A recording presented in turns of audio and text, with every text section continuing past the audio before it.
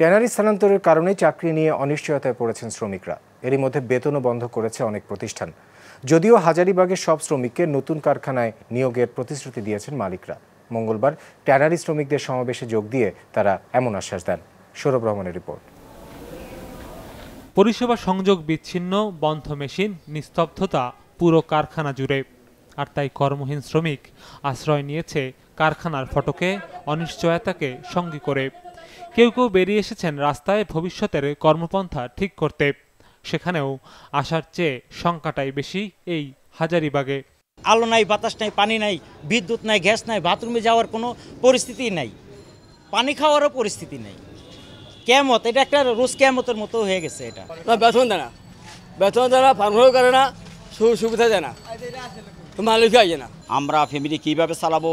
আমাদের কোম্পানি বলতেছে যে কারখানা লাইন কাটিয়ে দিছে, গ্যাস নাই, পানি নাই, তোমাদেরকে বেতন কোথায় থেকে দিব? ছাঁটাইয়ের নামে ছুটি দিচ্ছে। তাই এটা করলাম একটা অভিনব পন্থা বাইর করছে যে ছুটির নাম দিয়া ছাঁটাই করতেছে। শ্রমিক নেতাদের হিসেবে হাজারীবাগে বন্ধ হয়ে যাওয়া ট্যানারিগুলোর বিভিন্ন স্তরে প্রায় 30,000 শ্রমিক কাজ করেন। তাদের চাকরির নিশ্চয়তা দিতে মালিকরা চুক্তি করেছিলেন প্রত্যেক শ্রমিককে একটি প্রত্যয়নপত্র দেওয়া হবে। সাফারের স্থানান্তরের পর সেটি দেখালে তাদেরকে নতুন কারখানায় নিয়োগ দেওয়া হবে। কিন্তু হাতে গোনা কয়েকটি প্রতিষ্ঠান ছাড়া এখনো কেউ সেই প্রত্যয়নপত্র দেয়নি। তাই কাজের স্থায়িত্ব নিয়ে উদ্বেগ বেশি শ্রমিকদের।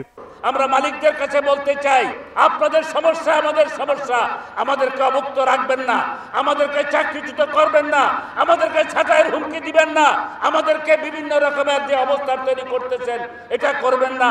আপনাদেরকে রেখে বিসিক শিল্প নগরী হবে না, হবে না, হবে না।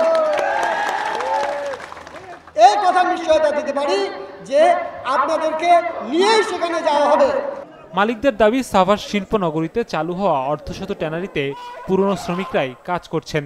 তবে শ্রমিকদের আপত্তি আছে সেখানে কাজের পরিবেশ ও সুযোগ সুবিধা নিয়ে, যার সমাধানে মালিকদের পাশাপাশি সরকারকেও এগিয়ে আসার আহ্বান জানানো হয় সমাবেশ থেকে। সেখানে শ্রমিকদের ন্যূনতম বাসস্থানের ব্যবস্থা করা হলো না। একটা ট্যানারি শিল্প ঝুঁকিপূর্ণ শিল্প।